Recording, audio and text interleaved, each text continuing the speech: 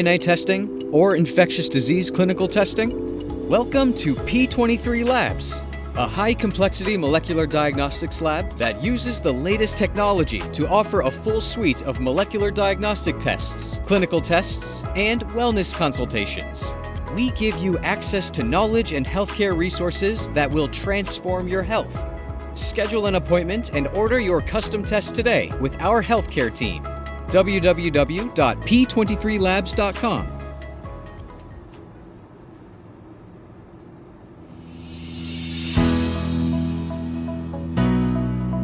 Are you tired of being overcharged and forced into paying a monthly subscription for your Mac and Windows software? Well, if you are, currently we're having a 50% off discount on all the latest Mac and Windows software, such as AutoCAD, SolidWorks, Photoshop, Microsoft Office, and much more. Our 50% off discount will be ending soon, so be sure to text us "Need Software" to 213-640-9738. That's 213-640-9738. We aim to please, so expect 24/7 technical support, the latest premium software, instant software links delivered to your email, and PayPal buyer's protection guarantee. All right. What's going on, family? We're here. Hold on one second. Hold on.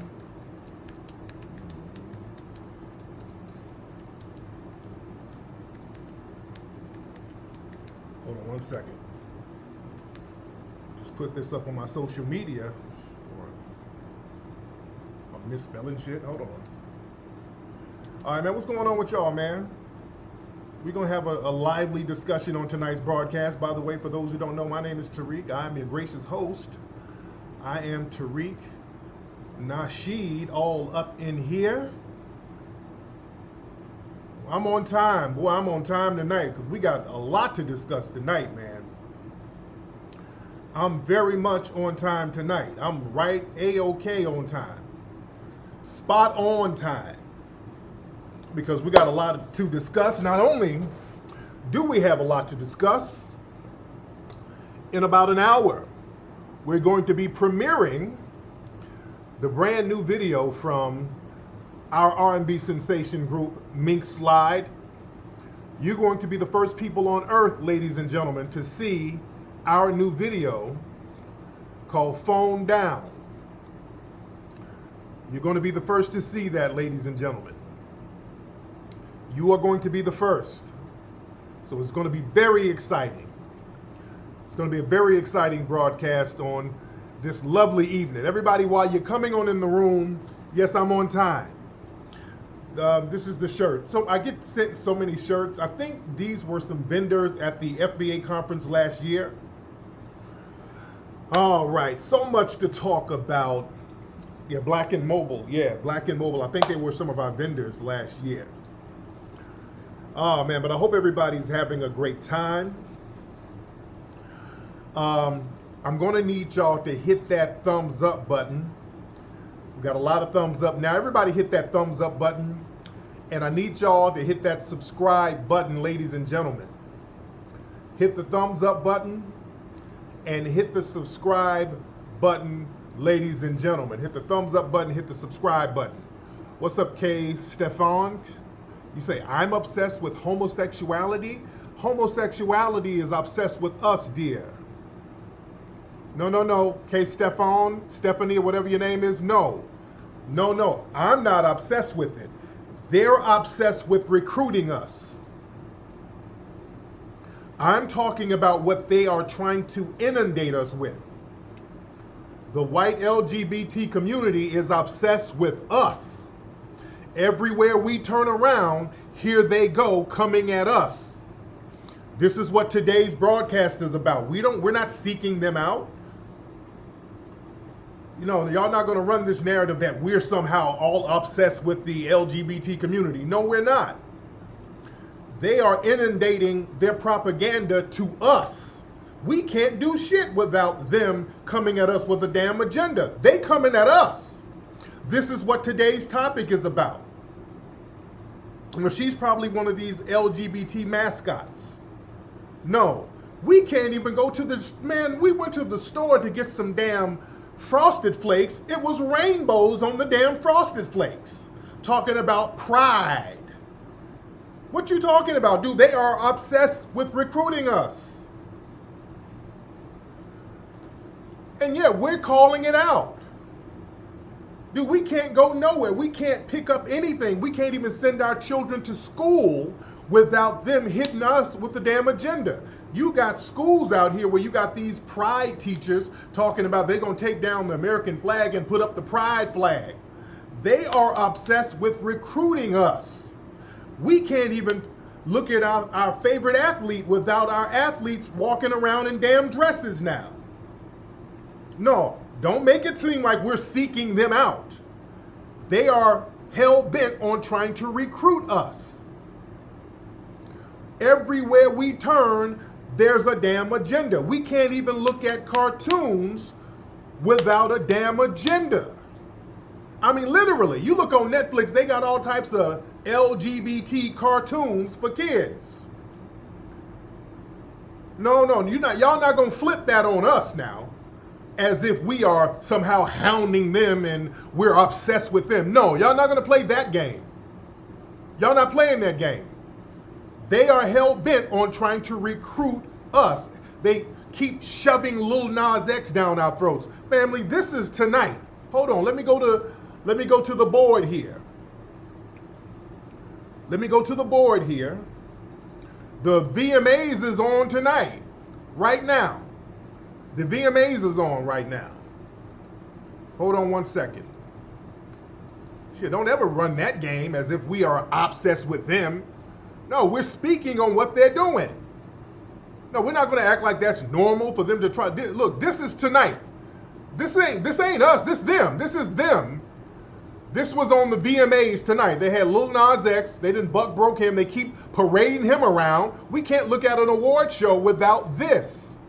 They got this dude in a wig and a figure skating dress outfit on.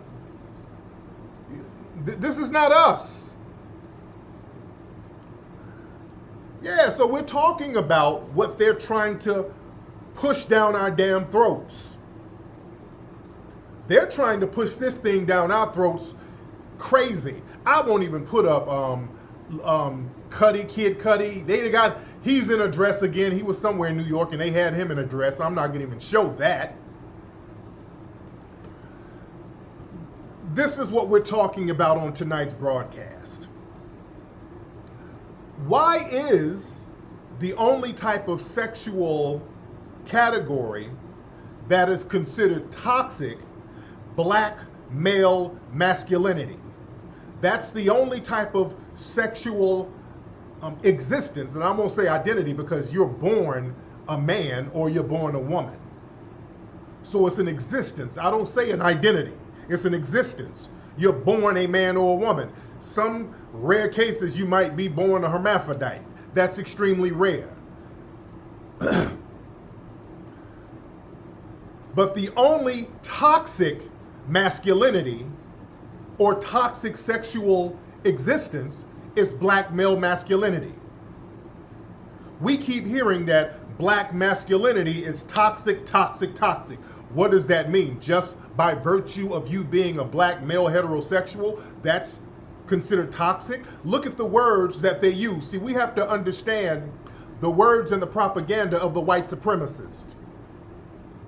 We have to understand warfare, ladies and gentlemen. We're breaking down warfare. These people are waging propaganda warfare, and we have to dissect it. So yes, I'm going to sit here and dissect that propaganda as much as I can. I did a whole movie, Buck Breaking, dissecting the propaganda because our children need to know what the hell is going on and how there's a propaganda war against them. So yes, we are going to dissect it. You're not going to shame us talking about, y'all are just obsessed with the LGBT. No, you're not going to use no shaming tactics. We're going to dissect and deprogram our babies. So y'all can come in here with that dumb shit all you want to. We're going to deprogram and debrief our babies and other people from being inundated with this stuff. Family, we did when we did the Hidden Color series, I did it for really one reason. If you remember, before we did Hidden Colors, 2008, 2009, remember the movies that were out? One thing was that really rocked my boat was the movie Precious. All of The Help, Precious, The Blind Side, all of these movies, we kept getting hit and inundated with these very derogatory images of blackness. It was black degradation propaganda porn we kept seeing. And I remember, I never forget going to see Precious. They kept telling us, Oprah, remember Oprah and them telling us how we gotta go see Precious.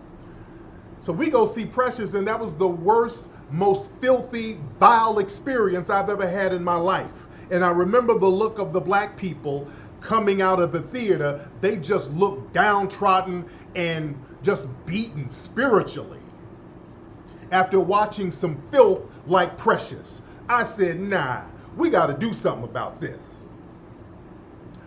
After all of those movies kept coming out, I said, we're going to have to counter this bullshit. We're going to have images of black historic empowerment to debrief our people from being flooded with this damn filth. You understand? It said Viola Davis said she regretted doing The Help. I bet she did.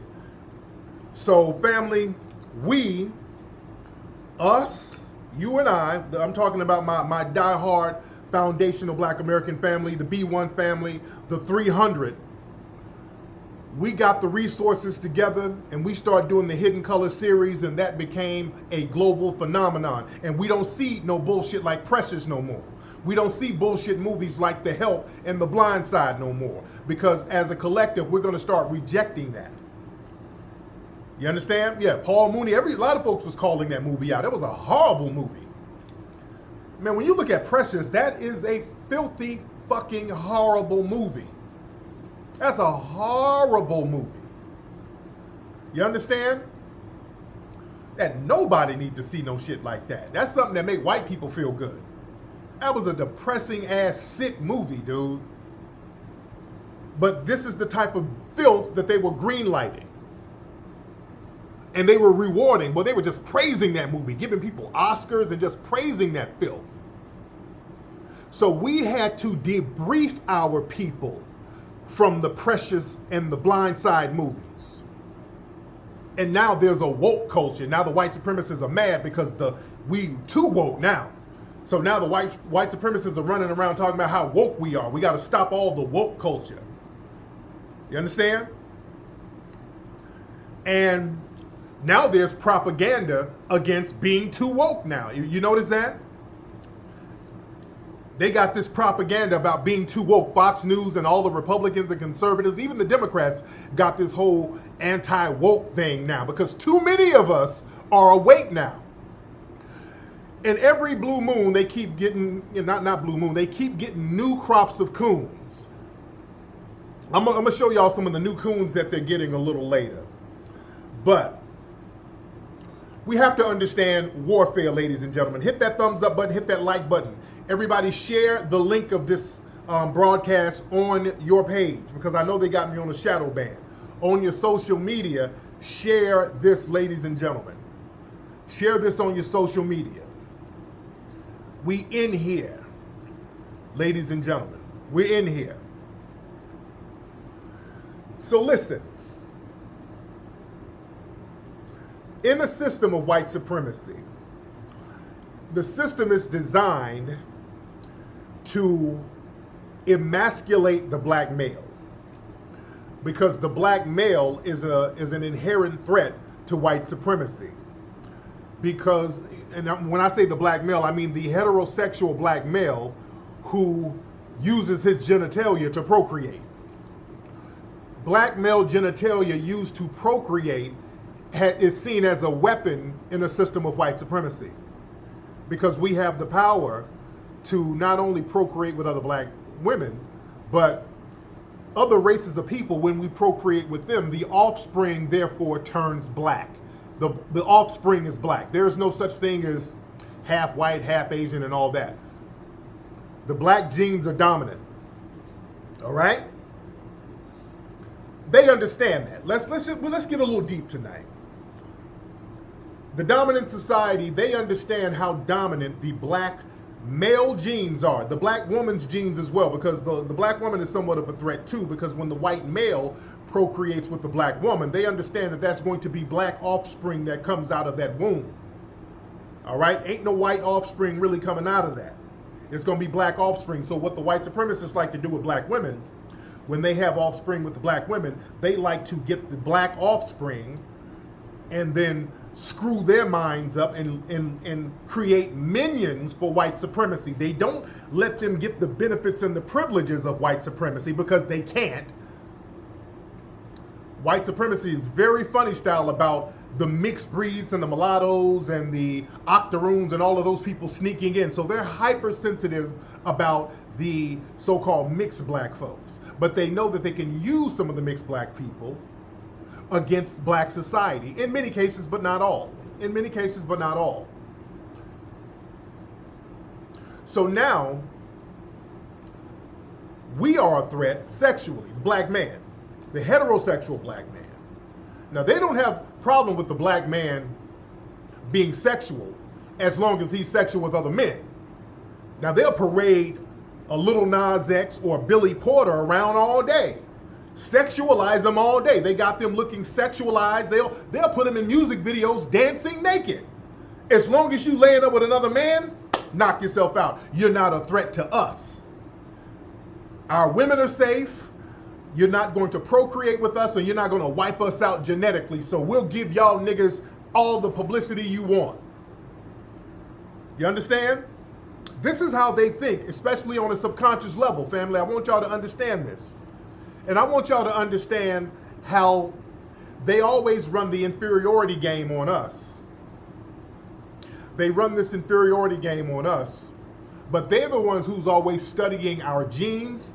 They're always studying our melanin. Family, they've been having melanin conferences for decades, all in Europe, all in Asia, where these scientists, they all get together and start studying melanin. And I've seen some of the documents where they're supposed to be studying melanin, and they're sitting up here talking about black people.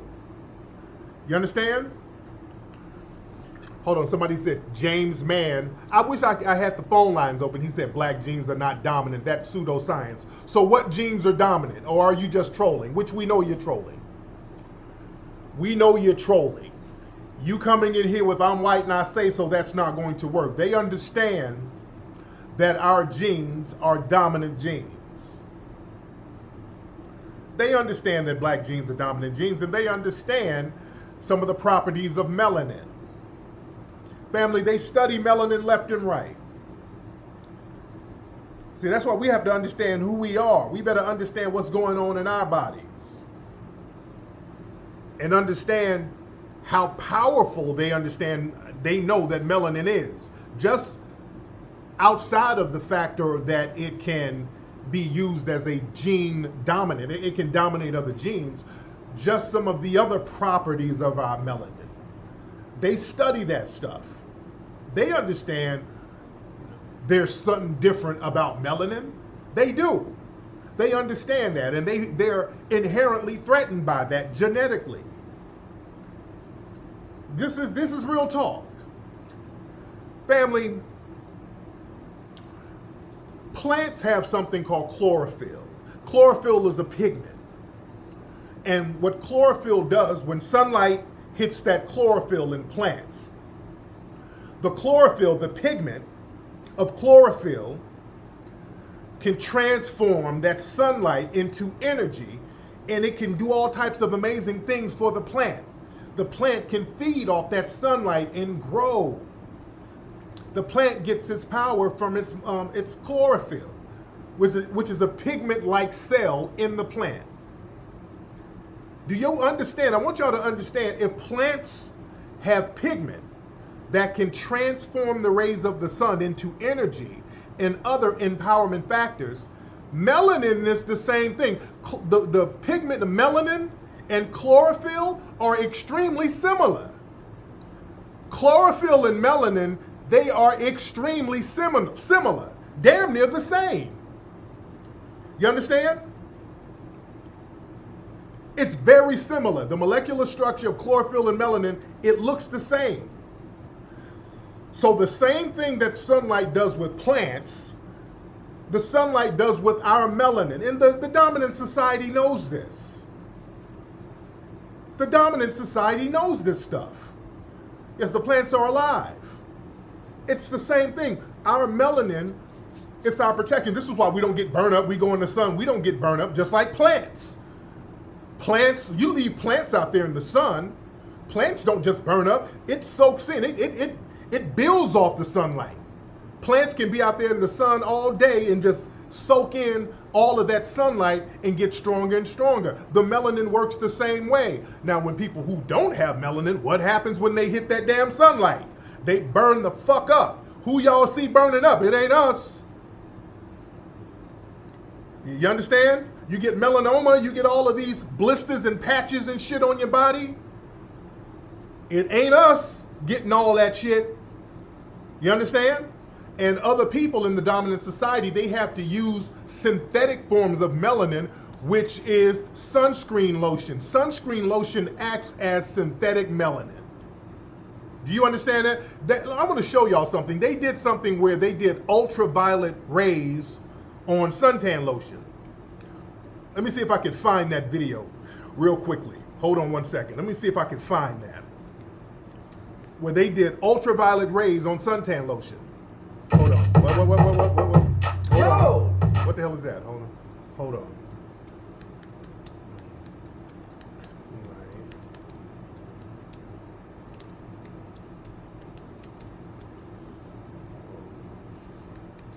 Let me see if I can find it real quickly.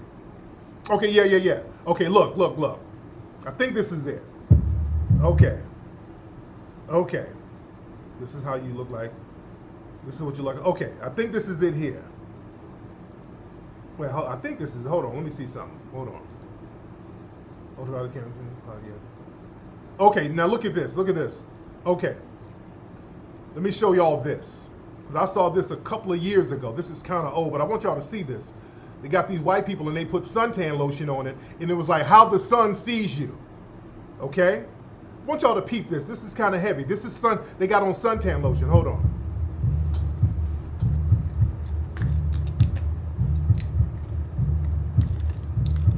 I won't live up to any expectations. What you see is what you get. Okay, hold on. Let me turn this sound down. Okay. So this guy, I think he's about to put on suntan lotion. Hold on. So it's showing some people who got freckles on them. Hold on. Let me go. Mostly freckles. Okay, hold on. Okay, I want to see with the sunlight, with the sun. Okay, here it goes. Okay. Sunscreen also. Okay, now they put sunscreen on people. Okay, now watch this. This is where they put sunscreen on people.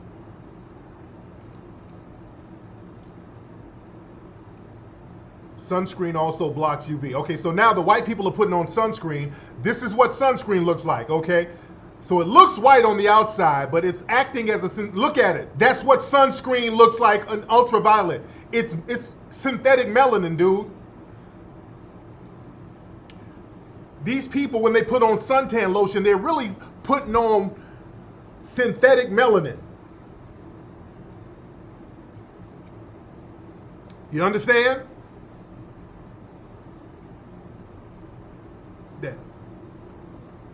That's synthetic melanin, dude.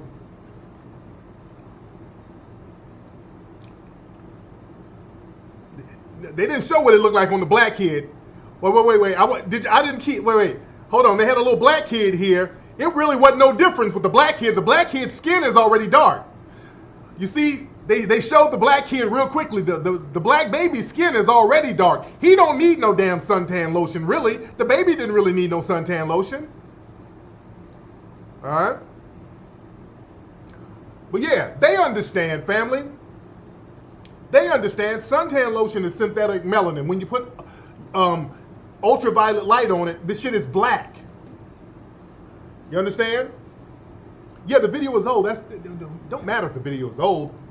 Missing my point. But yeah, our skin naturally blocks that. And not only does it blocks the harmful rays, it soaks in all the good rays, and we process and synthesize that energy from the sun. You understand? It's very heavy. This is why, family, with black people taking us and getting us out of agrarian areas, they knew that that would have somewhat of a negative effect on us. When black people, let's go back. Some of our black folks, some of our old black folks, some of y'all who got grandparents who lived in the South especially, who used to work in them gardens, you notice our grandparents rarely got sick.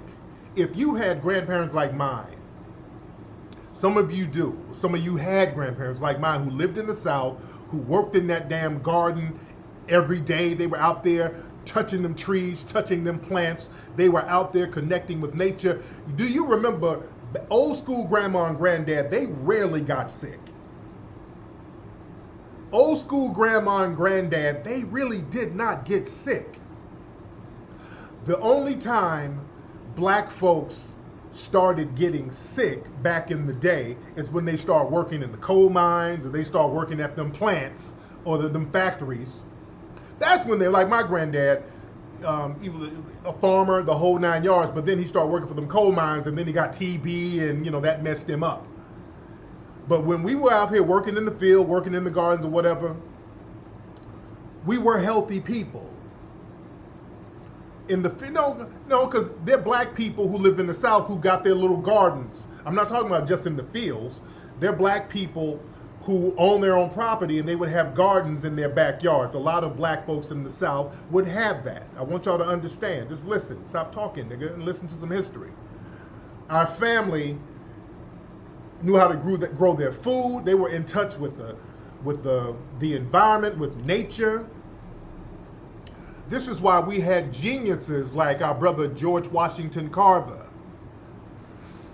See, George Washington Carver, this brother, remember, he said that he could talk to the plants, meaning he was connected. He understood using his melanin to connect with the chlorophyll of these damn plants, and they all became one. He said that the plants would speak to him. So he knew how to utilize the plant and create certain products from these plants that would help people because of the connection he had with nature, the connection he had with the plants. You understand? George Washington Carver is a great example of that.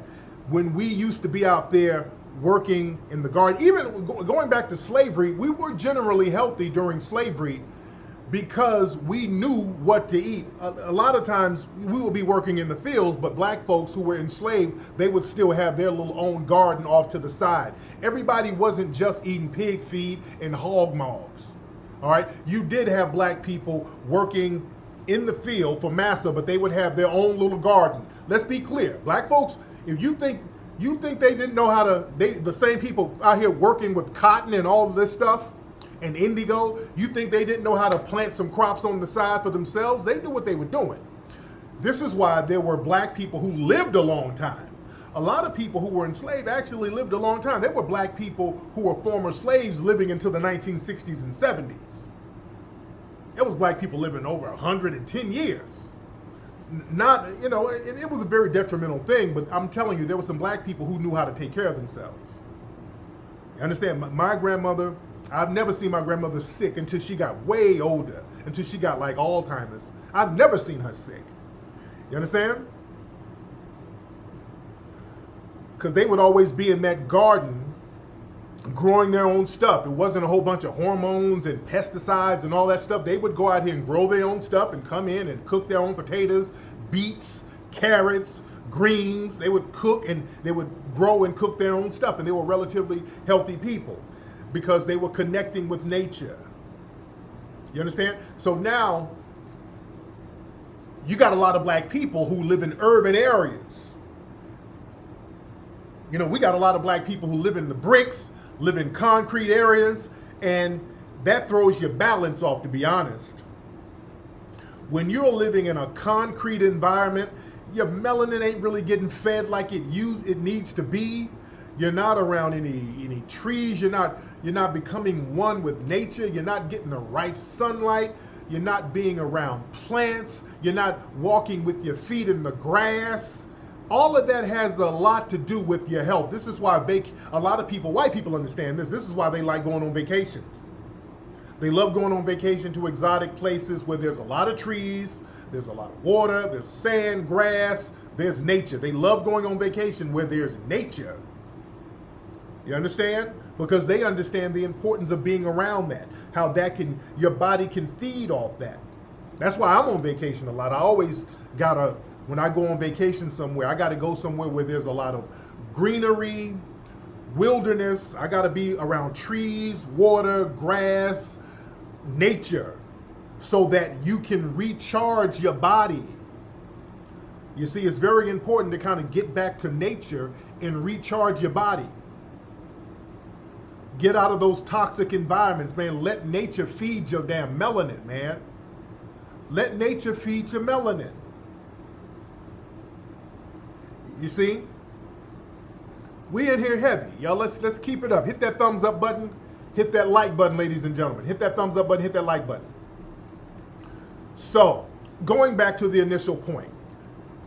The dominant society, they understand how powerful and how dominant our genes are. When we understand how powerful our genes and our melanin and our bodies are. So they have to take the attack out primarily on the black male.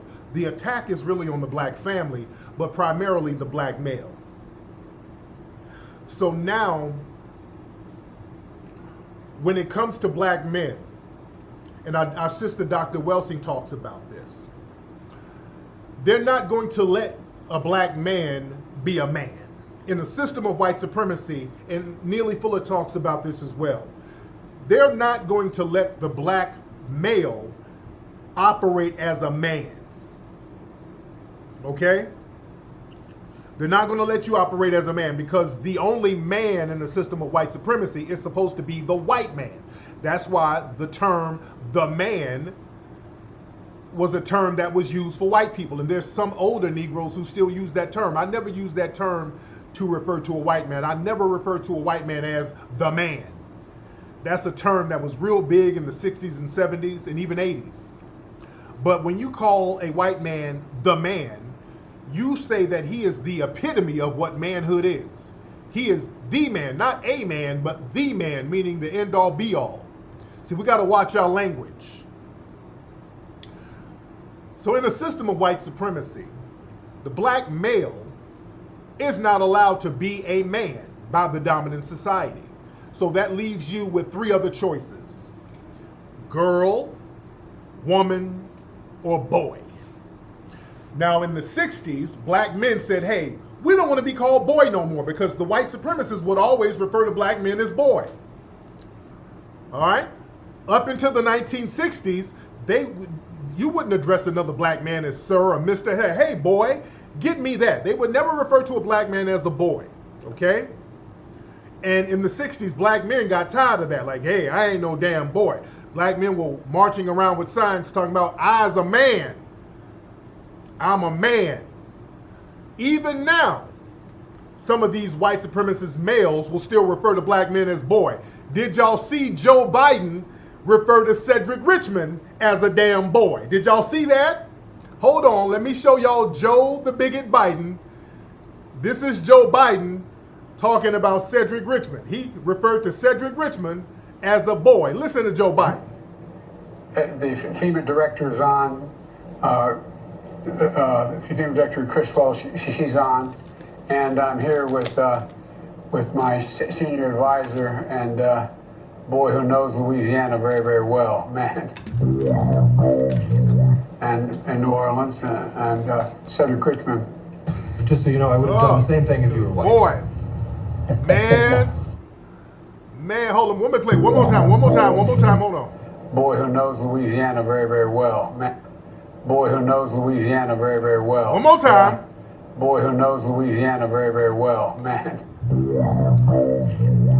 Cedric, how old is Cedric Richmond? He called this grown-ass man a boy. See, Joe Biden is getting so old, he can't even hide his anti-black racism no more. That wasn't a mistake. You understand? Joe Biden called a grown-ass black man a boy. This is how they talk about you. So Joe Biden is too old to hide his racism. He can't even help himself now. Where are the Biden sexuals, all y'all Negroes who are out here telling us we need to vote for catfish nuggets and black-eyed peas and vote for Joe Biden? Where y'all niggas now? Where are you right now? My goodness. But listen. So the black male has two other options. Well, three: boy, woman, and girl. But I say there's another option. There's a fourth option: non-binary. That's the new option. The non-binary option. So now what they have a whole bunch of black men out here, especially black athletes. They got these black athletes like Russell Westbrook. They got Russell Westbrook out here, ladies and gentlemen, running around here with a dress on. This is Russell Westbrook, and this isn't the first time they had him in a dress. They're up here trying to say some of these are kilts and all that. Stop it. So it's very important for them to get black male athletes and put them in these damn dresses. It's very important for them to do that, for black male athletes to be put in these dresses. It's very important for them to do that. And there's a few black athletes that they've done this with. Hold on. Let me show you all. There's a few of them. Here's a list of them. Hold on. This one dude, what's his name? He's black and Filipino. It's Clarkson, right? Yeah. This is Jordan Clarkson. He's black and Filipino. So they had him in dresses a couple of times. Okay, yeah, they keep him in dresses. Talking about a damn kilt. Kilt my ass. Yeah, that's Clarkson. Okay, they got this brother in one. Serge Ibaka, they got him in one. And it's Russell. They had Russell in a kilt before. So yeah, that's kind of a thing. Hold on. And they had some rappers in there too. They had, we know Lil Nas X and Kanye, and they had A$AP Rocky. They had him in one of those joints. So it's imperative that they set a message. It's imperative that they send a message showing we're going to get the biggest, most virile black men, and we're going to put them in dresses. We're going to feminize them. This is buck breaking. And this is also toxic moisture. Black masculinity is not toxic. What's toxic is people trying to force a sexual agenda onto people. That's toxic. You trying to force a sexual agenda on people who don't want it forced on them. I don't want that. Them trying to force their agenda onto people, that's the real toxicity. And we have a right to reject it. When you start telling us, hey, if you reject this forced propaganda, then what we're going to do, we're going to start saying you're being a homophobic bigot, and then that's a hate crime. See, that's where they want to go with it. They want to start doing this thing where if we start rejecting it, if we don't want to get buck broken, they're going to start saying not getting raped is a hate crime. You understand? See, we got to watch the propaganda that's going on here. And watch some of the people who promote this stuff. There's this one lady, and she follows me. She put up a real weird Facebook post. Now, I'm assuming that she's LGBT. And I want y'all to listen. I'm going to read what her email said.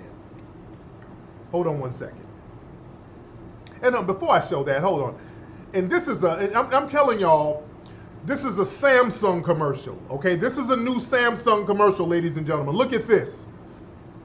This is we can't escape this. This is a new Samsung commercial. Look at this. Girl, I'm busy. I'll call you back. Oh, now that was extra. Oh, you want extra? I'm about to unfold your world, honey.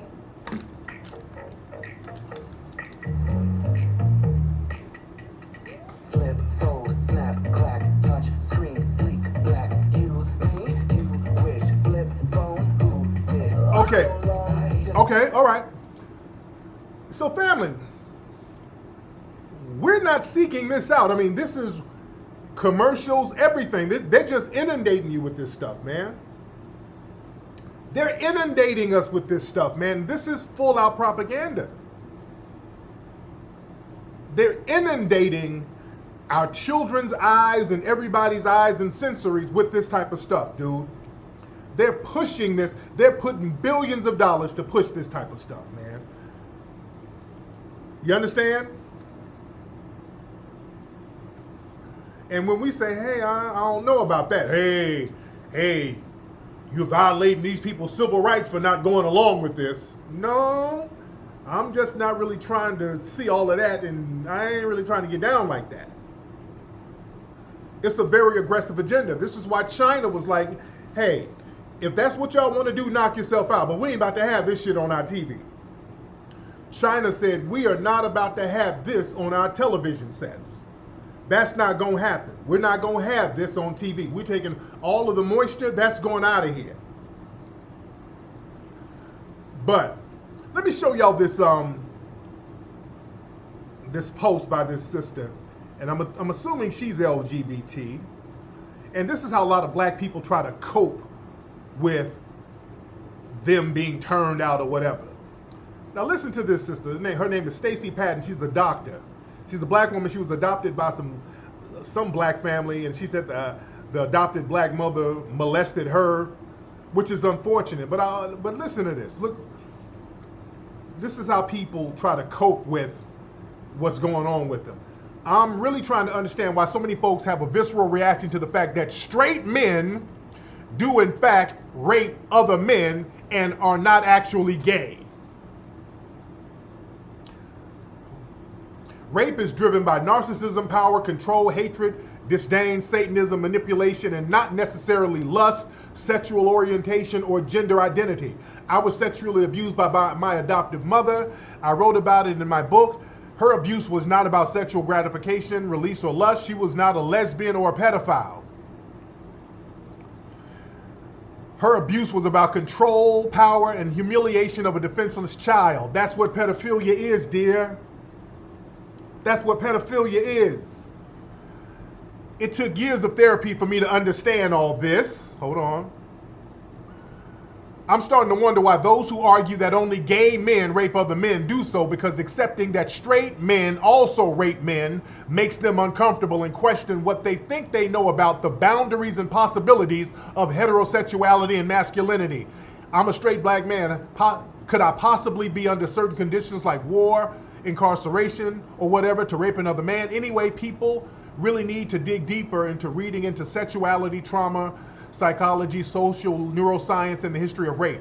There's a ton of literature on this stuff. And quit trying to relocate homosexuality and other non-binary identities into deviance and whiteness. So she's protecting the white LGBT community. White people do not have the power to make black men gay or trans. The white man is not God. Yes, he's your God. And everything that woman said was bullshit. Everything she said was bullshit. If a man is penetrating another man, he is LGBT. What y'all not going to do, see, the LGBT community, they try to do what a lot of immigrants do. A lot of immigrants like to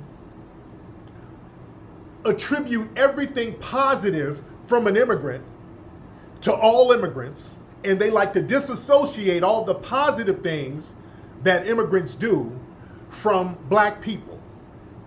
But when an immigrant does something negative, then all of a sudden we all black now.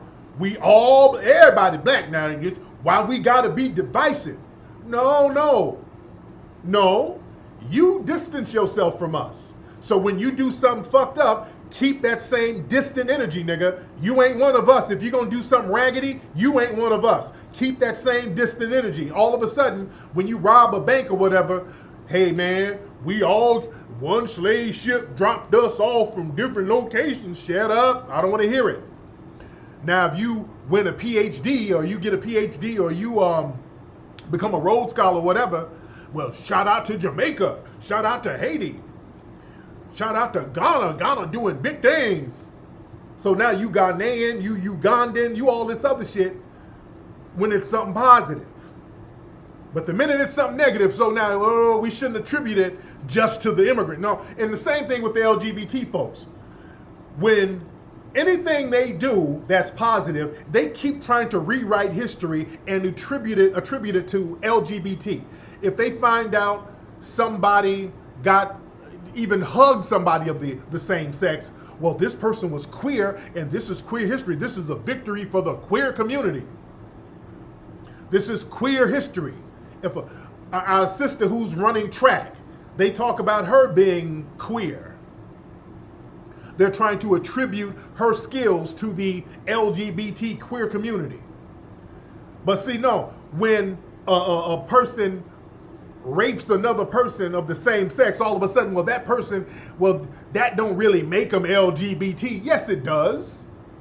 All of those letters you have covers all of that. If that means they're queer, bi, yes, they're not straight. If they're having sexual relations with people of the same sex, they aren't straight.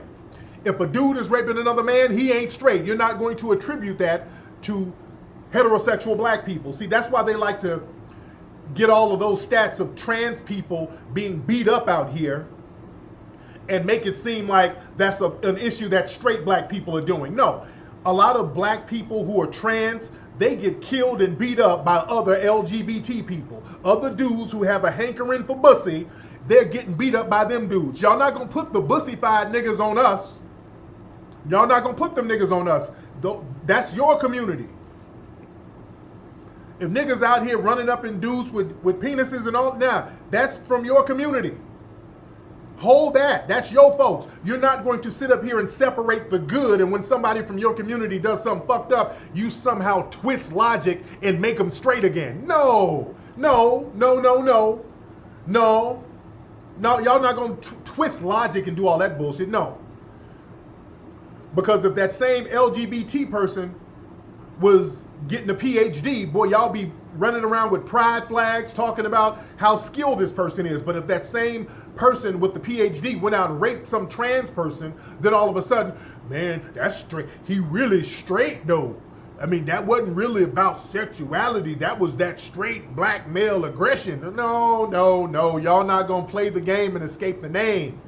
You penetrate another dude, you gay. Ladies, you licking up on some choochie, you queer. You understand? Yeah, y'all reaching with the logic. Y'all not gonna play that game on us. The family, in about 10 minutes, we're gonna show the new Mink Slide video, Phone Down. In about 10 minutes, we're about to show the new video, Phone Down, ladies and gentlemen. Yeah, they're trying to pull some they're gay and they say so logic. You understand? They're trying to run that logic on us. But we have to understand the game that's being played out here, man. This thing is real and the propaganda is real. And another thing, man, did y'all see this? This is despicable to me. This transgender MMA fighter beat this woman up, and they're claiming this is a victory. Alana McLaughlin, who's a man who just recently became a quote-unquote trans person, an MMA fighter. This dude, and I'm going to call him a dude, I'm not going to sit up and call this dude a woman, and this dude just became a quote-unquote woman a couple of years ago. And he beat this woman half to death. That's not cool. That's not cool at all. That is not cool whatsoever. Hold on, let me show y'all. The dude Alana McLaughlin used to be a damn special forces person. Hold on. Let me see if I can find some pictures of Alana McLaughlin. Hold on. 1 second. Let me find some pictures of this person. Hold on. Right here. Here we go. Okay. So this person, this is a white man who used to be with the U.S. Army Special Damn Forces, man. Hold on. He done beat this woman up, choked her half to death. And this is her, the woman bleeding. He done choked this woman half to death. This ain't cool at all. So this is him on the left, and now this is him on the right.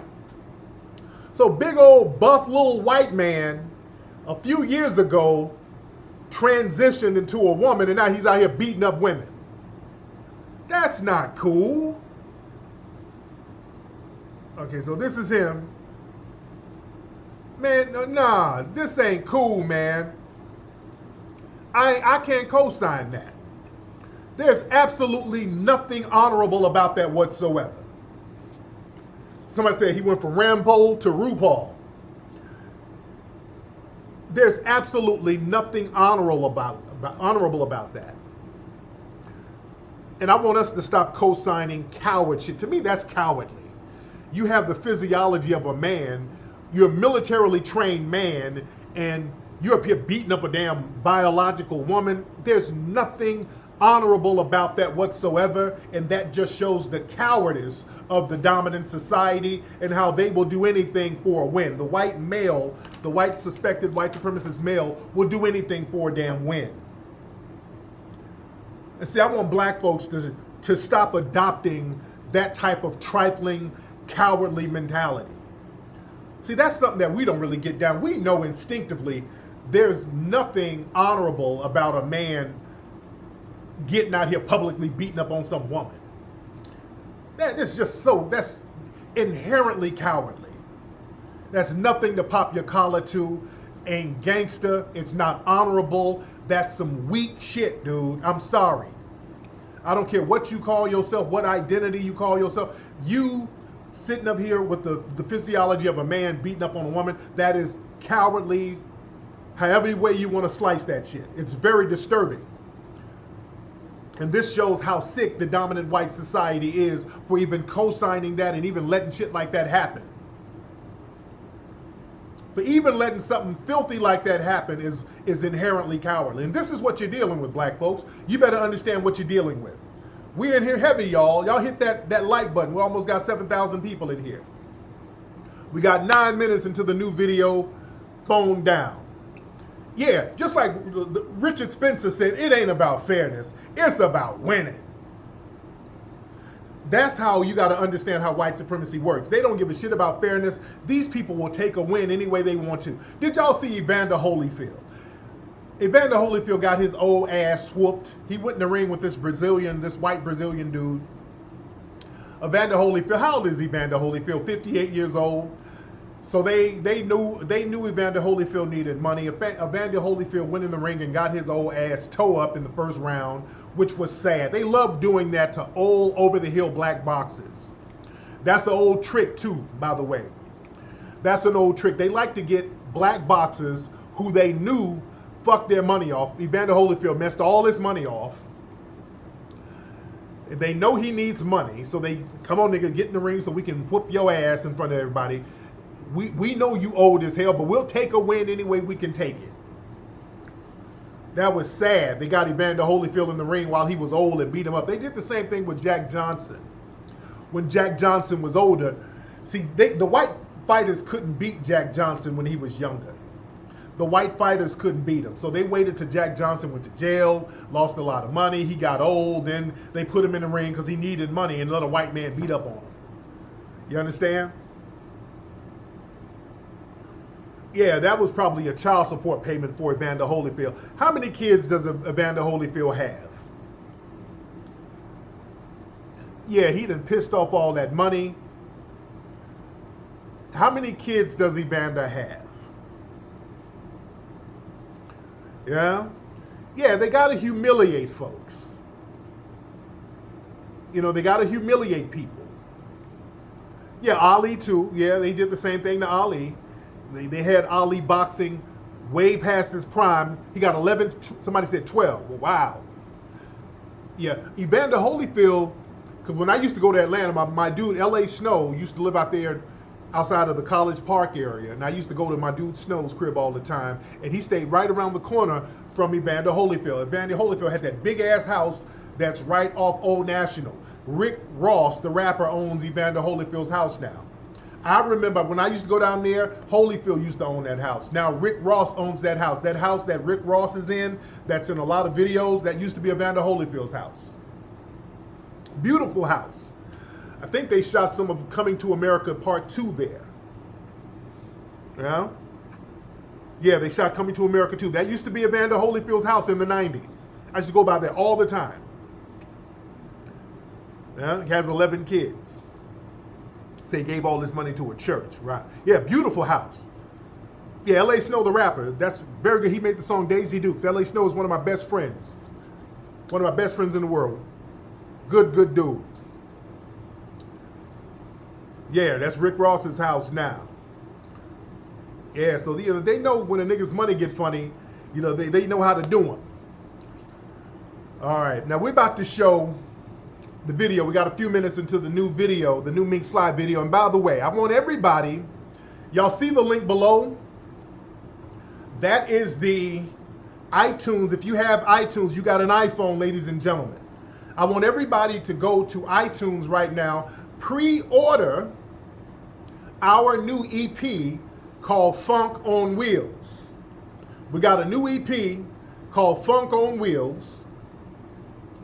And that's going to be released October 1st. But you guys can pre-order it right now. Hit that link and pre-order the video. I mean, not the video, but pre-order the EP. This is an amazing EP. This is funk and R&B. You already pre-ordered. If you pre-ordered, everybody put a fist up. Everybody who pre-ordered the EP already, put a fist up. Put your fist up in the room. Let me see a black fist for all the people who pre-ordered the EP. All right? Now listen, we're about to show the video in a second. The video is called Phone Down. I don't think the Android users can pre-order, but you can get it when it comes out.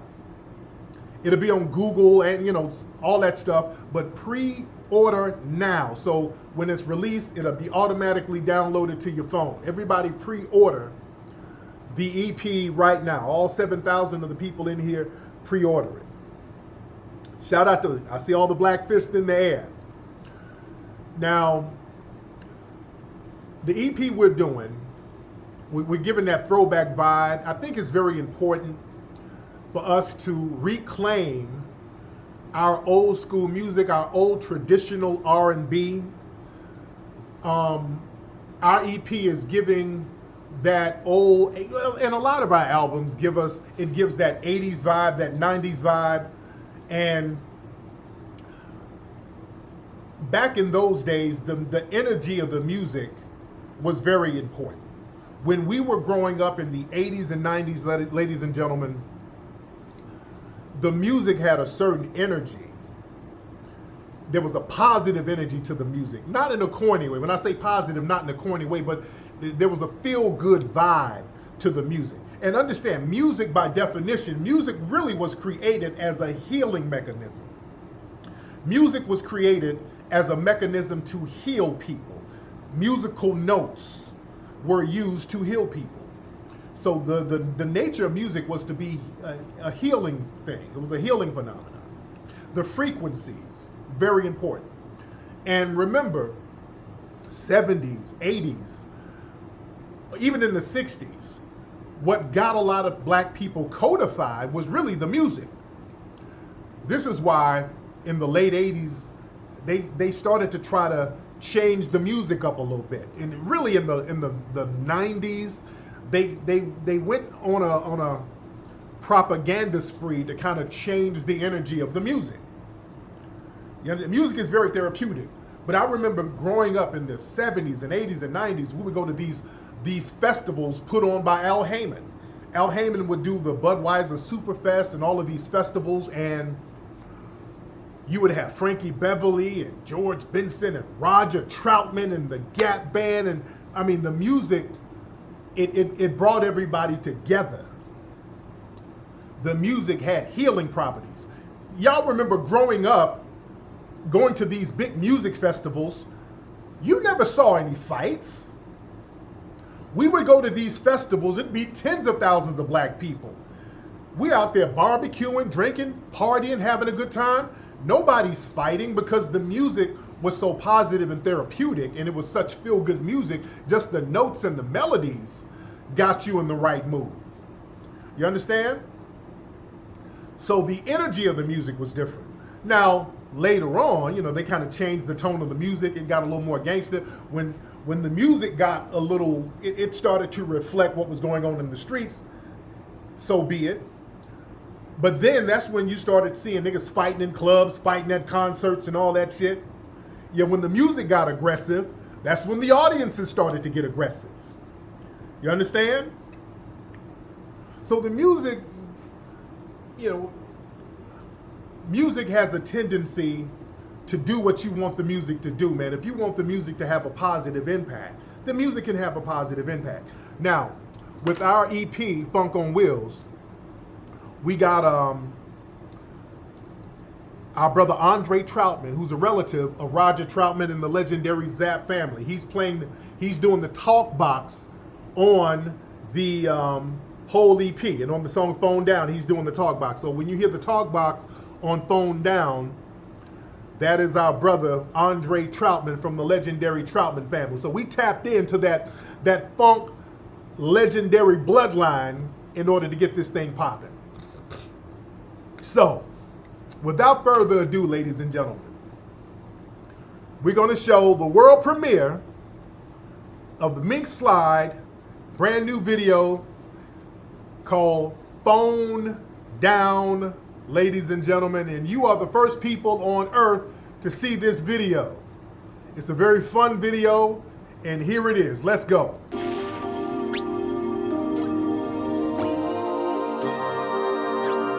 Hey girl, why you sitting on your phone and I'm right across from you right here?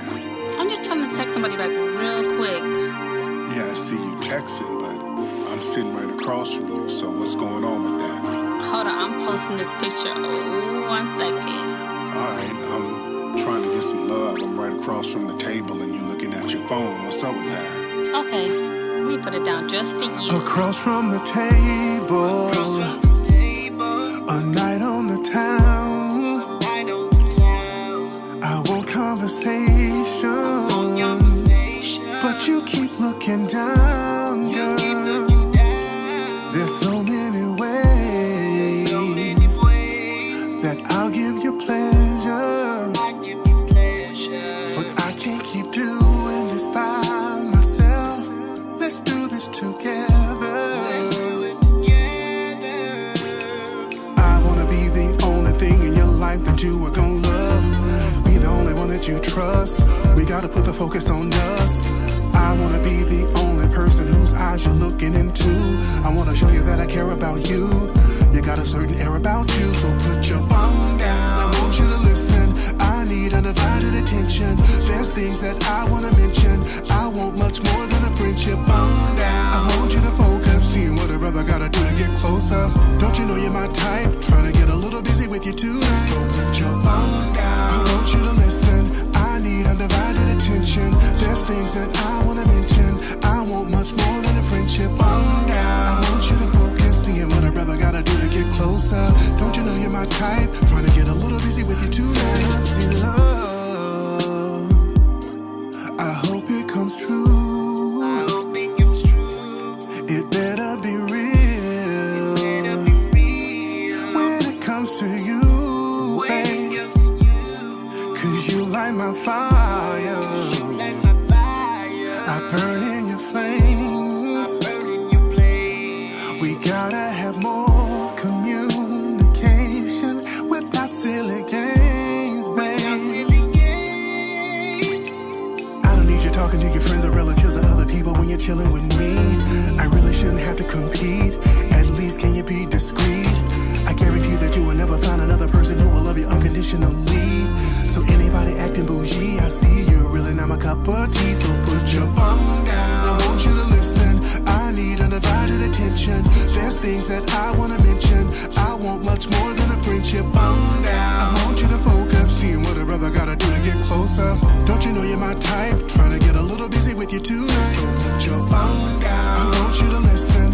I need undivided attention. There's things that I wanna mention. I want much more than a friendship. Phone down. I want you to focus. Seeing what a brother gotta do to get closer. Don't you know you're my type? Trying to get a little busy with you tonight. You need to be my only delicacy so we can make the relationship complete. I wanna do better and not turn out like the fellas who only ended up leaving you lonely. Baby, this ain't a good look. Beating around the bush. I wanna be understood. I would decline if you're wasting my time, cause you're playing these games with my mind. If you ever need me to mentally be with you, I would never treat you unkind. I gotta let it be known, you got a heart of stone. I thought you were digging me, now you were egging me. I'm feeling real silly, babe, put down the phone.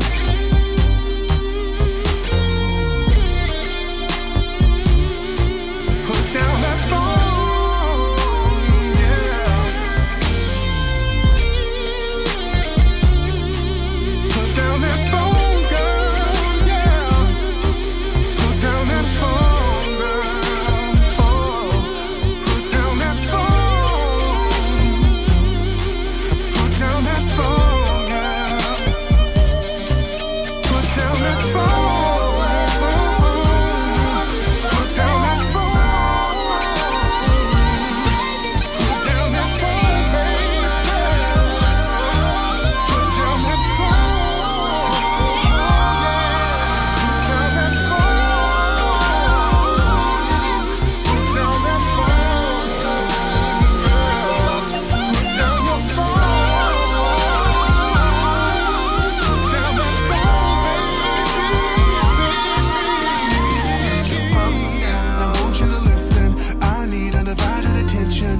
Things that I wanna mention. I want much more than a friendship. Phone down. I want you to focus. Seeing what a brother gotta do to get closer. Don't you know you're my type? Trying to get a little busy with you tonight. So put your phone down. I want you to listen. I need undivided attention. There's things that I wanna mention. I want much more than a friendship. Phone down. I want you to focus. Seeing what a brother gotta do to get closer. Don't you know you're my type? Trying to get a little busy with you tonight. There it is, ladies and gentlemen. There it is, ladies and gentlemen. The world premiere of Mink Slide, Phone Down. That's a smooth, hot song, dude. Hide your aunties. Hide your aunties, ladies and gentlemen. Man, we had a ball doing the video. That's a sexy song. It's a sexy, catchy song. Yeah. Did y'all see me in the chair? Let's be clear. I tried not to get in no good trouble in the video. All right? I tried my damnedest not to get in no good trouble. All right? I did my damnedest not to get in no good trouble. But man, we had a great time. Now, I see a lot of people saying, what's up with the bat? See, this is why y'all need to know your R&B. That was a staple in R&B videos back in the 90s. Y'all don't know about the R&B bat. In R&B videos back in the 90s, cats used to have bats in the video just to have them. The bat was to beat up your auntie's pussy. That's what the bat was for. Your auntie's gonna get that pussy beat up. Yeah, that's what the bat was for. We knocking that pussy out the park. No, my wife actually likes the video. My wife likes the video. But, she be analyzing shit, That's why in the video, because my wife analyzes every little thing, so. My wife actually likes the video. She likes the video. She questioned a few things. There were some things that she questioned. But if you look at the video, yeah, it's the R&B bat. Y'all don't know nothing about the R&B bat. Yeah, back in the day, you had to have a bat R&B singers, one nigga had her back, all right? So if you saw the video, you can see where we took a little bit of Jodeci, we took a little bit of H-Town, we got a little bit of Boys the Men, we put a little bit of Jagged Edge in there, we threw a little Silk in there. You understand? We took from a lot of those 90s groups. Yeah, not everybody got guns in the video. You know, we had the 8-Ball Jackets, the Brick Phone. You know, H-Town's one of my favorite groups, so we had to pay homage to H-Town. Yeah. Yeah, so it's a classy video, man. Wasn't stank, you know. Because remember, back in the day, the women would be in the video, they would be sexy, but you know, you didn't have a thong on or nothing. The women could still be sexy without the ratchetness. Now videos are just hella ratchet right now. Yeah? But yeah, that's a beautiful, smooth song, man. We had a ball doing the song. Now, you notice when the young lady, her name is Cicely, who kind of looked like Peanut. She actually looks like my wife. And look, the talking part in the beginning, that's actually my wife talking. She was on the record in the studio. So at the very beginning, when the woman's sounding all hooded and ratchet, I got to take a picture real quick. That's actually Peanut talking. And the model in the video, her name is Cicely, beautiful sister, wonderful, great actress. She mouthed the words very good. You know? Oh yeah, the sleeveless hoodie. Yeah, the sleeveless linen hoodie, all that stuff. Yeah? Yeah. Yeah, that's Peanut talking in the beginning. Hold on. Let's analyze it real quick before I go further. And by the way, let me give y'all the link to the video on the Mink Slide channel. All right. I'm gonna put the link up real quickly so y'all can go to the Mink Slide channel and watch the video on the Mink Slide channel. Hold on, where are we? Can I do it? Where am I? Oh, here I am. Okay. I'm gonna post it right here.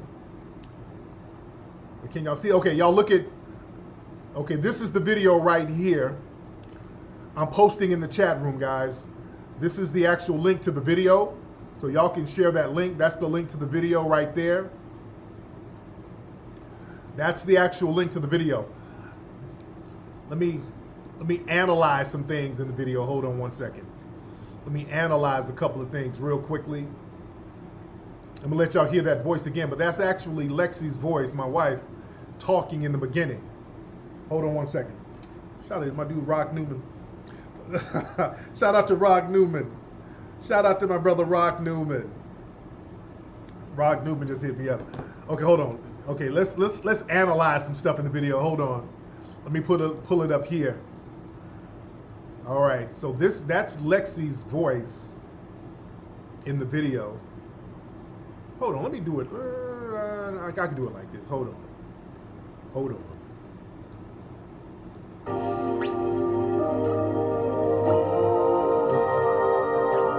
Hey girl, why you sitting on your phone and I'm right across from you right here? I'm just trying to text somebody back real quick. Yeah, I see you texting, but I'm sitting right across from you. So that's Lexi talking. Hold on, I'm posting this picture. Oh, 1 second. All right, so that's actually my wife in the studio talking. All right. So look, in the video, look, I wasn't about to get in no good trouble, so I kept it very respectful, you know. Hold on, if you look, hold on, especially in here, look at my hands. Hold on, my hands are. I ain't touching no booty. Hold on. Look at my hands. I ain't touching no shit. Hold on. Hold on.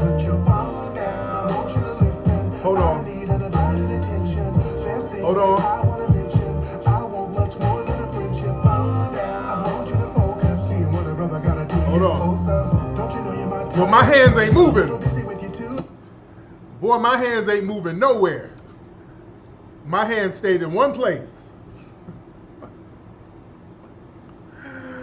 I was not getting in no good trouble. Huh? Yeah, nigga, my hands were down. I was chilling. Yeah, I'm already doing nigga-splaining. I had to come home and do a lot of nigga-splaining. I had to explain certain scenes like, oh, was she rubbing on you? I mean, what were you doing? What were you doing when she was rubbing on you? Like, nothing. I wasn't doing shit. You know, so I had to do some nigga-splaining just a little bit. Just a little bit. But one of the one of the girls, when we're in the hallway scene, hold on, I'm sorry guys. In the hallway scene, hold on.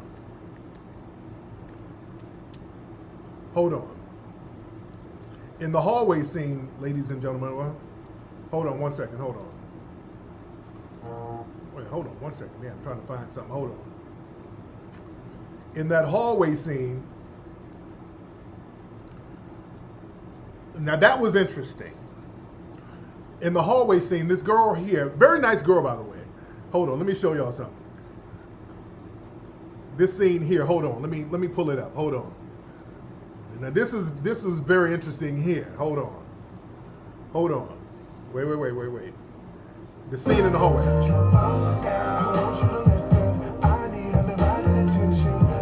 Hold on one second. Now, this scene here in the hallway, hold on.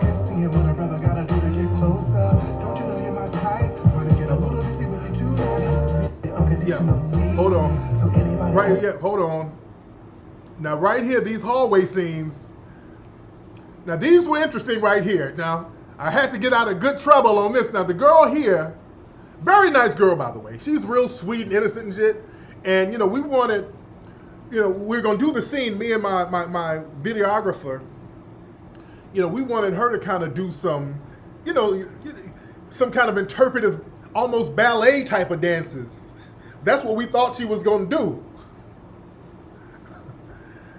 And she was all sweet and innocent, and, you know, and we thought she was going to do some, you know, some Debbie Allen type of shit. You know, because the other girl in the dress, you see the chocolate sister in the dress, she's kind of doing some Debbie Allen, sexy interpretive dances, you know, very, it's real cool, you know, almost ballet to a certain degree. But the other girl in black, we thought she was going to do the same thing. And we're like, yeah, just do some of the moves that she's doing. Yeah, we thought she came in like she was going to do some praise dance. She's like, praise the Lord. It's a real honor to God to be here. Like, oh, cool. She's going to be a nice somebody to work with. She came, she's like, I'm sorry I'm late. I had to, Bible study was a little late. I said, oh, cool, come on. Come on. And she kept trying on different outfits, and she had on church shoes and all types of shit. No, we kept making her try on different outfits. So we settled on the black outfit with the tights. I said, cool. So yeah, we thought she was gonna come in and do some praise dancing. Boy, when my dude said action, that girl dropped down and threw that ass in the air. She started bouncing that ass on me. Nigga. Whoa, the eyes were bucking. Nigga, she started dropping it down. She threw that ass in a whole circle. Boy, you see me, I'm confused. I don't know what to do. But she started bouncing it hard. Nigga, I said, what? Hold on. Nigga, she dropped down and started bouncing that ass so hard. And boy, I had my glasses on, boy, the eyes were bucking just a little bit, boy. It turned into a whole different video. Nigga, I started singing some other shit, boy. I was like, hold on. I'm a young black man. Lord Jesus. Doing all that I can. Phone down. To stay. Oh, Lord. Oh, when I look help me, Jesus. This ain't right. See what's being done to my kind. Nigga, I switched up. Oh, whoa, you took me by surprise. The spirit of Jezebel is in here. Shit. Lord. You see, I kept trying to duck and dodge the twerking. Now, if you see me on the wall, I'm turning my back. I'm like, Lord. Ezekiel, verse 3. Let me quote some Bible scriptures. Hold on, look in the video. She is throwing it. You see, I'm trying to duck and dodge. If you look at the video, I'm really trying to duck and dodge the twerking.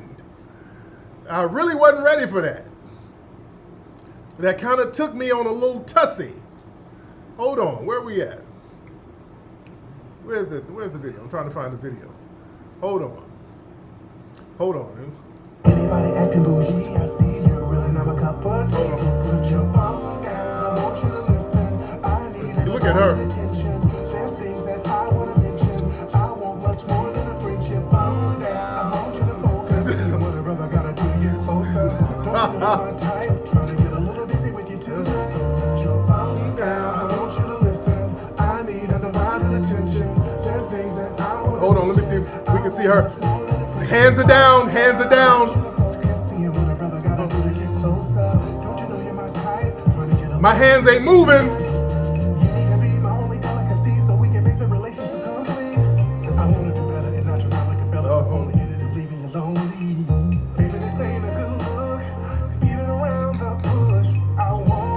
Oh, wait. Let me see some hallway.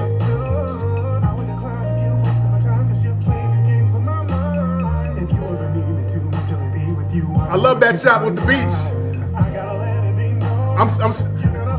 I'm walking away from her.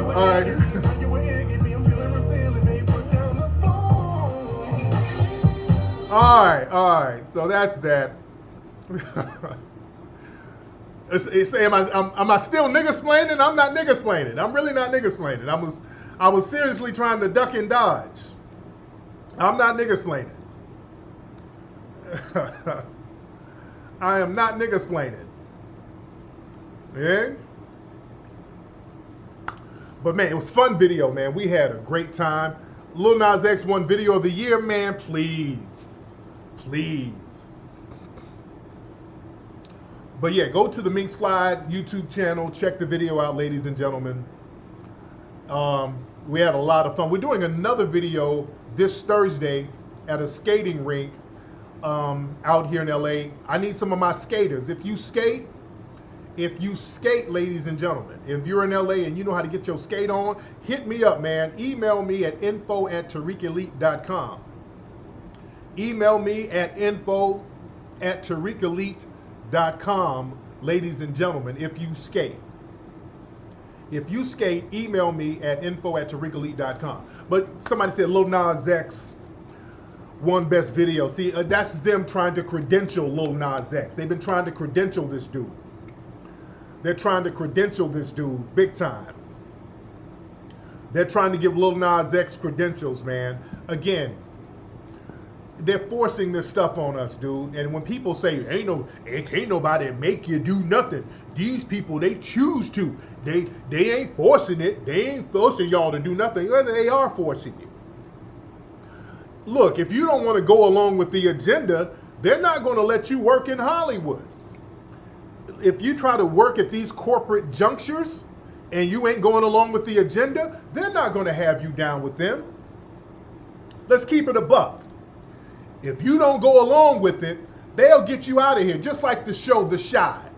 Remember on the show The Chi, they got a transgender person on there as the love interest of somebody. And the initial brother who was on The Chi, the word was he ain't want to do that. So they killed him off on the damn show. Remember on the show The Chi, which is just agenda filled right now. The Chi is it has so many agendas now, it's ridiculous.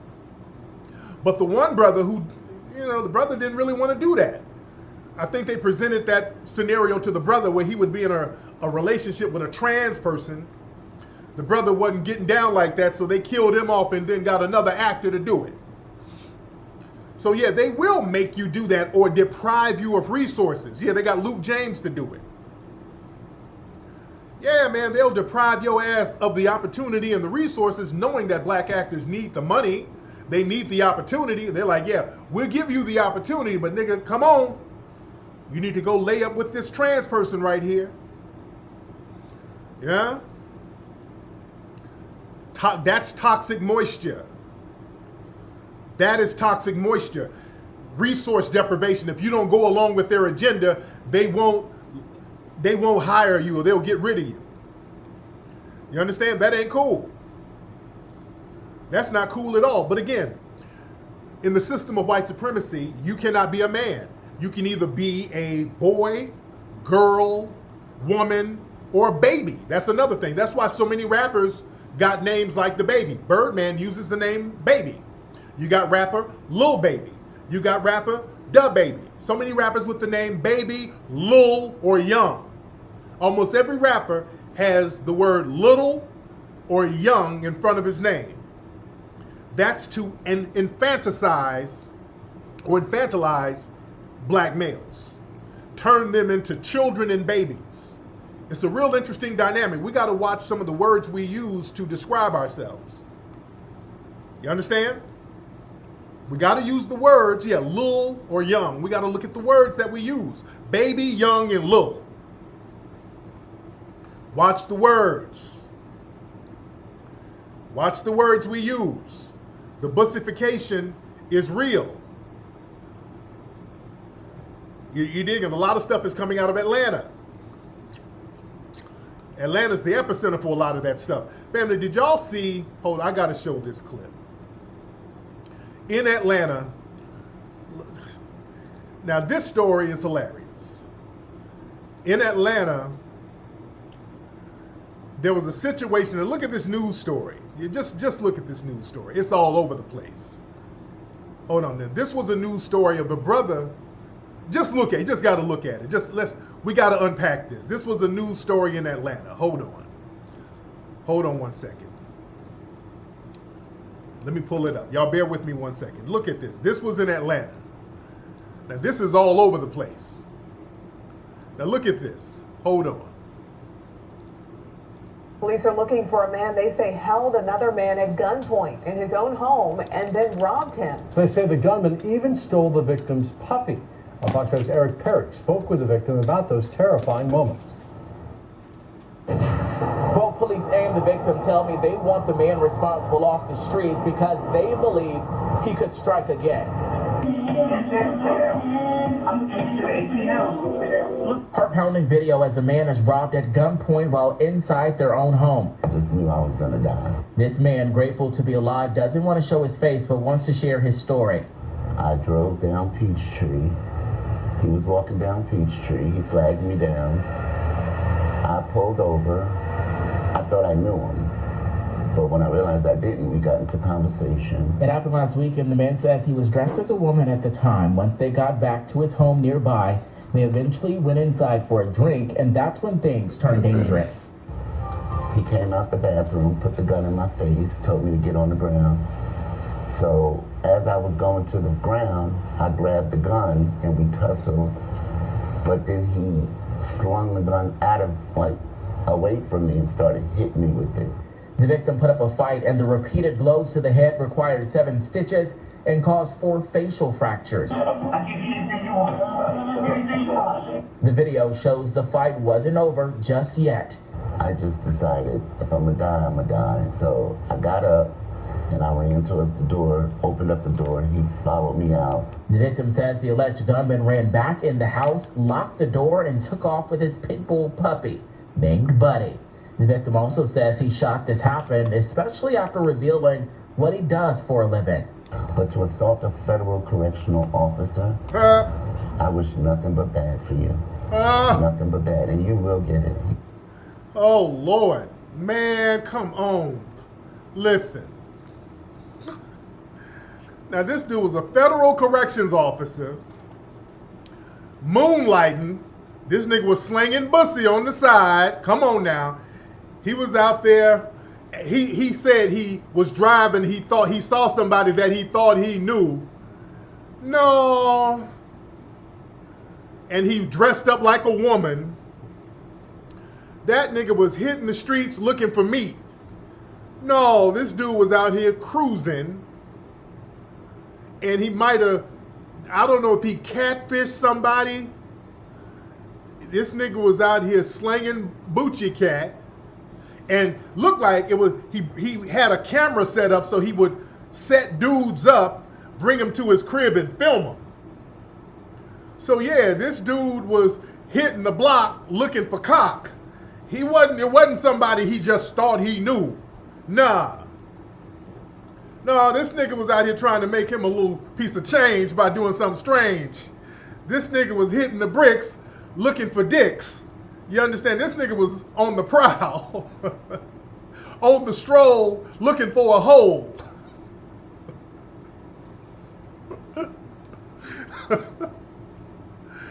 So he got the dude up in the apartment, and the dude realized what was going on and like, oh hell no.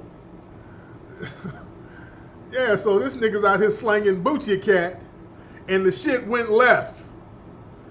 Yeah. He's trying to explain like it was something innocent. Nah, bruh. Nah. They up here hiding the dude's face. Show who this dude is. Yeah, it looked like some shit for an OnlyFans. This nigga probably got some OnlyFans channel where he get unsuspecting dudes and blow them off of some real weird kinky ass predatory fetish that this dude got going on. Yeah, and the dude didn't want to get raped, so the dude pulled out the blicky and said, hey nigga, get that dick up off me and I'm taking the pit bull with me. Damn. What the hell? What's going on in Atlanta? What are y'all doing to niggas in Atlanta? Lord. The game is real in Atlanta, man. Man. But listen, there was a post I put up on my social media. Now I got to get everybody to chime in on this. I put this on my social media, and there was a lot of feedback on this post. And I want to get y'all opinion on this. We got to talk about this. Me and my wife was having this conversation earlier. This right here, let me find the post. Okay, this is the post right here. All right, look at this. Now, this is a post between a dude and his baby mom. Okay? Let's get everybody's opinion. Now, I want to ask people, who's in the wrong? Who's in the right? Is the baby dad right? Or is the baby mom right? This is the scenario. Okay? So look. A dad has shared custody with his son, but his baby mother has multiple kids by other dudes. So this is the post. Look. Hold on. Let me shorten this up. Okay. He calls her a semen incubator. Okay. This is the man talking. I just told my son to get on the game so we can play Call of Duty, and he said you took it. The mom says, yeah. The dad says, why? The mom says, because he wouldn't let his brothers play with him. The dad says, it's his game. He doesn't have to let them play it. The mom says, in this house, we share, so yeah, he do. The dad said, that's crazy because you got 4 kids and none of them share the same daddy. Give my son his game back so we can play. And she says, bye, Rich. Okay. Now, ladies and gentlemen, who's in the right in this scenario? This is a tricky scenario. Who's in the right? In the room, is the dad right or is the mom right? Who do you think? Let's take a poll. All right? Because I know on social media, a lot of dudes said the dad was wrong. A lot of people said the dad was right. A lot of the women said the mom was right. So in the room, you guys, dad or mom, who's right in the situation? Dad or mom? All right, let me look and see. I see a lot of folks saying the father, some people saying the mom. Dad, father. A lot of the dudes are saying the dad. She's wrong. Somebody say the mom is right, okay? But most people are saying the dad is in the right. A lot of people are saying the dad is right. The dad has a point, okay? Now look, somebody said dad by a landslide. Okay, now listen. In my opinion, when I look at this scenario, and we're going to be very honest and we're going to be very fair, Tariq Nasheed, I say the mother is actually correct. The dad is actually very wrong in this scenario. I say that the mother is 100% correct, and I say that unfortunately, but that's just what it is. The mother is correct in this scenario. Let me say it again. I want y'all to feel me. The mom is correct here. The mom is correct, ladies and gentlemen. I'm going to tell you why. The mom is actually correct. The mom is correct, guys. I'm going to tell you why. Let me tell you why the mom is correct. I know he's trying to bond with his son. I get that. No, listen. No, fellas. No, fellas. No. Y'all won't, brothers, y'all going to have to listen. Somebody said, why? No, because a lot of y'all are in situations like this. Listen. The mom is correct because even though there are multiple kids in the house by other dudes, those kids are still in the same roof. The mother cannot show favoritisms to the kids based on the dad, guys. No, she just can't. The mother cannot show favoritism towards the kids based on who the dad is. So all the kids kind of have to be treated correctly. In the house, everything has to be shared, dude. That's what it is. That's what it, look, I'm a person, I have a house full of children. It was my son's Mateo's birthday yesterday. People generally know when you bring something over for one kid, basically all the kids are going to use it. Okay? All the kids are going to use it. They'll fight over it or whatever, but whatever's in that house, it's going to be shared. You're not going to show favoritisms to children under the same roof. You can't do that. No matter how ratchet the mom is. No, you can't do that. Niggas, I disagree. No, that's not how you raise fucking kids. You cannot show favoritism. You cannot show goddamn favoritism to kids in the house, dude. You can't do that. Somebody said the hell with that. No, it ain't the hell with that, because nigga, all you niggas out here, y'all fucking with these ratchets, and he wants to throw it in her face that she got all those kids. Yeah, she might be a ratchet. She just might be a ratchet, but nigga, you knew she was a fucking ratchet when you nutted up in her. So you gonna have to take the responsibility that goes with that, my nigga. No, y'all not gonna play this game and lay up with hood rats and then wanna change the game after you done nutted up in the hood rat. You knew that she had different kids. You one of the 4 niggas who done nutted up in her and gave her babies. So don't try to shame her now, nigga. Don't play that game, nigga. You knew what you were getting into. Come on now. Niggas are gonna have to learn how to eat their responsibilities. No, you want to do some reckless shit and then want to act responsible after you do some reckless shit. No, you gonna have to eat your responsibilities, brothers. No. Eat them responsibilities, my nigga. Don't throw it all in her face now. It was her ratchetness that made you want to get up with her, nigga. No, don't sit up here and call her a semen receptacle and all that. Don't call her that now. You like the fact that she was a semen receptacle, nigga. You done drop your semen off in her. You dig? That's what happens. You knew she had other kids. Even if you were the first or the last baby daddy, nigga, you knew she was capable of having a bunch of fucking kids by different niggas. All right? Let's keep this thing a whole buck here.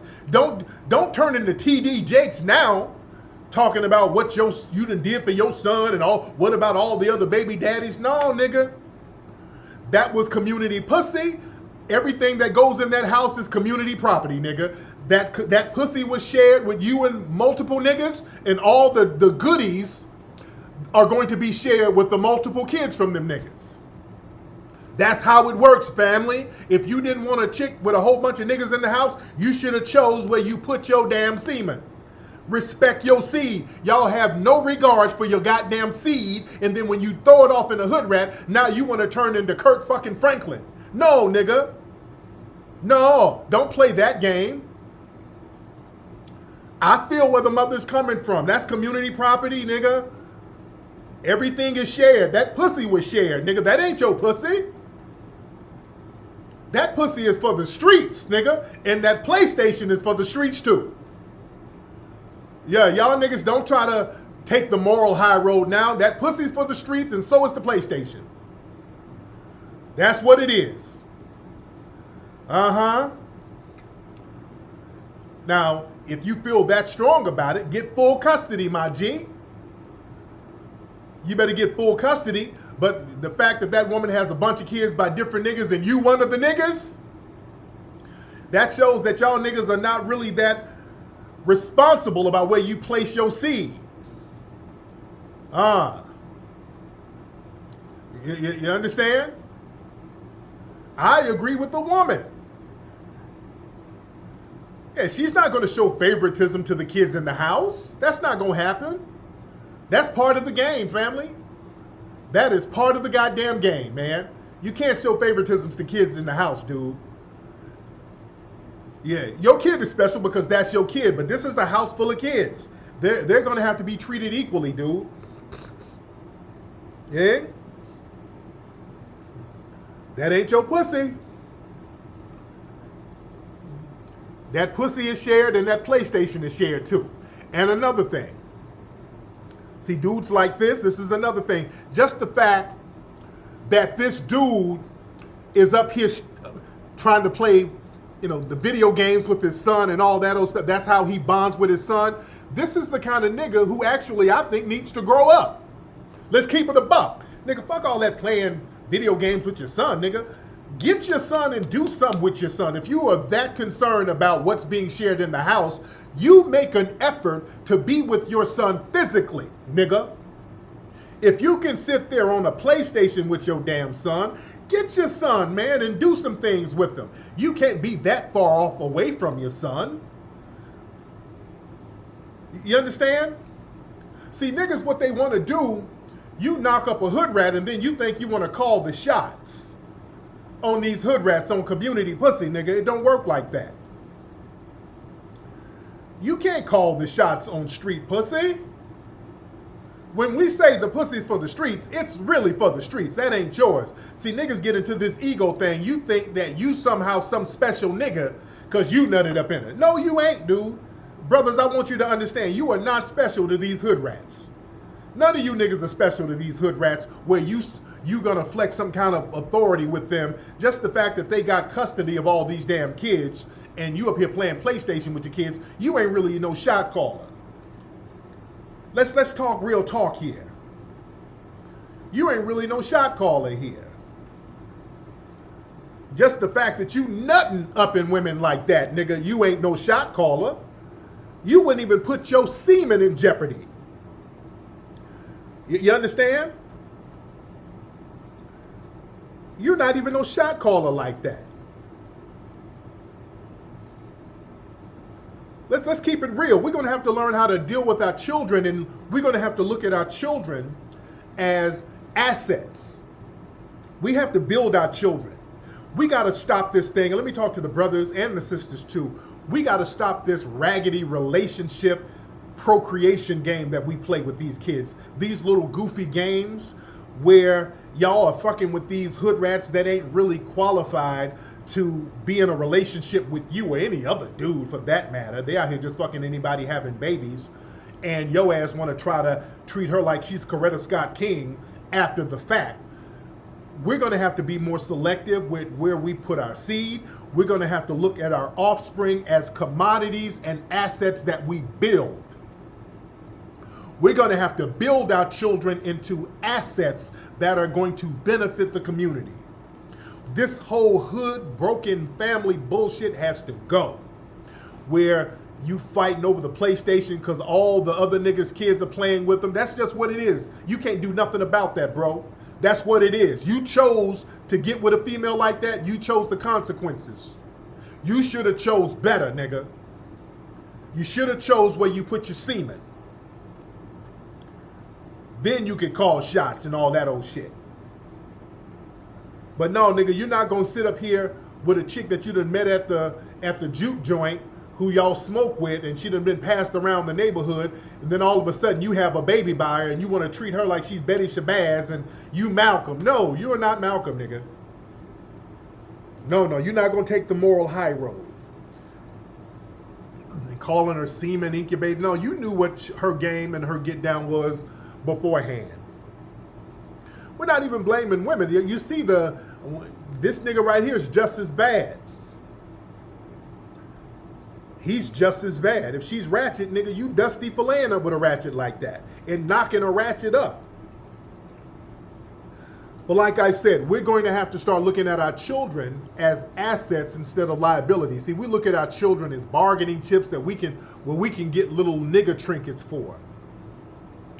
Our children have to be looked at as assets. How can we build our children and make them viable members of society, make them constructive members of society? See, other societies, they understand this. See, we look at our children as dependents. Other people, they look at their children as beneficiaries. They're going to benefit from the things they built for them. You see? We have to start being scientific with the way we raise our babies. We got to be scientific about this. We have to look at them and say, hey, we're going to get these children and we're going to instill values and principles in them, and we're going to raise them in an environment where they can grow and they can be nurtured and they can have both parents with them, not motherfucker being raised by their grandmama, their cousin. This is how so many kids get molested and all this shit, because there's no protective factor there. And you sit up here whining because you can't play the PlayStation with your son. You just like another kid. That's why I ain't co-signing that dad. That's some bullshit. I ain't co-signing that dad. Because this nigga, just from that little conversation, he sounds like he's on some kid shit. We got to start being grown-ass men out here and raising these kids, because if we don't raise them, the dominant society, they're going to get them. They're going to get them, and they get black kids young, and they know what pool to get them from. You know, they get them young and they start creating little Nas X's at a young age. They start creating the next Larry Elder at a young age. They know who to get. They know how to get kids and distance them from the others. This is why they like to get immigrants. That's one thing, and I talked about this before. They love getting immigrant black kids because they already know the immigrant kids, they've already got coon parents for the most part who done already told the children to distance themselves from other black kids. There's this one dude on Fox News. They have this one cat on Fox News, this 17-year-old Daniel something. They already got him on Fox News talking against woke culture. Now look at this. See how young they get him very young. Look at this. A senior at one of the most selective high schools in New York City is refusing to go woke. In a New York Post op-ed, Daniel E. Friends writes, "Even though I find myself in similar circles as my activist counterparts, I did none of those things. I'm a proponent of equality and pluralism, but I don't believe in the kind of self-aggrandizing virtue signaling that accompanies so much." Okay, now I want y'all to be clear.